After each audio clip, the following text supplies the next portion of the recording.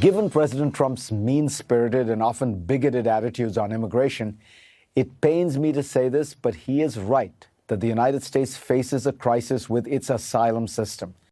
Shh. You hear that? You know what that sound is? That's the sound of pigs flying. Yes, Fareed Zakaria of CNN just admitted that Donald Trump is right about the abuse of the asylum system. Now, of course, since it's CNN, he had to have the expected caveat about how Trump is bigoted and all that stuff. But the bottom line is he admitted that President Trump is absolutely correct. Now, let's watch the rest of his commentary admitting that Trump is absolutely right about the abuse of the asylum system. Democrats might hope that the out-of-control situation at the southern border undermines Trump's image among his base as a tough guy who can tackle immigration, but they should be careful. It could actually work to the president's advantage. Yeah, especially since all the Democrat candidates at last week's debates called for open borders. Now, they didn't exactly use those words, open borders, but that's the net effect of what they're calling for, open borders. Since 2014, the flow of asylum seekers into the United States has skyrocketed.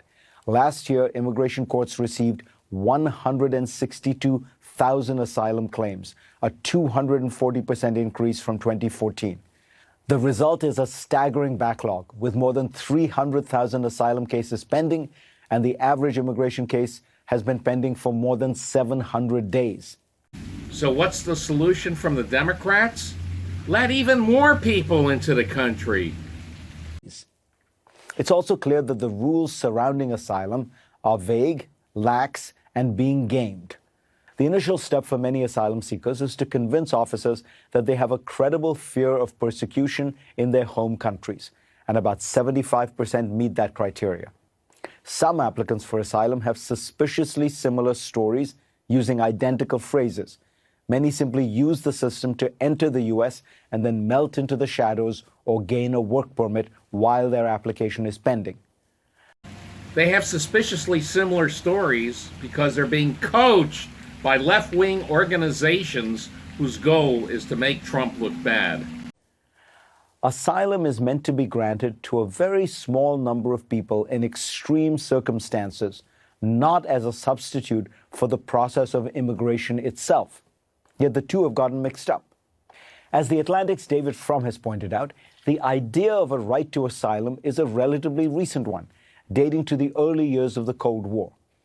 Guilt-ridden over the rejection of many Jewish refugees during World War II, the UN created a right of asylum to protect those who were fleeing regimes where they would be killed or imprisoned because of their identity or beliefs. This standard has gotten broader and broader over the years and now includes threats of gang warfare and domestic violence. My husband hit me! Give me asylum now!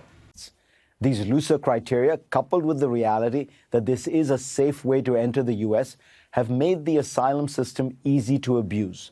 Applications from Hondurans, Guatemalans, and Salvadorans have surged even though the murder rate in their countries has been cut in half. Well, the good news is that President Trump, using the threat of tariffs, has gotten Mexico to do its job, namely put more enforcement on their southern border to keep those Central Americans who are abusing the asylum system from even crossing our border to claim asylum.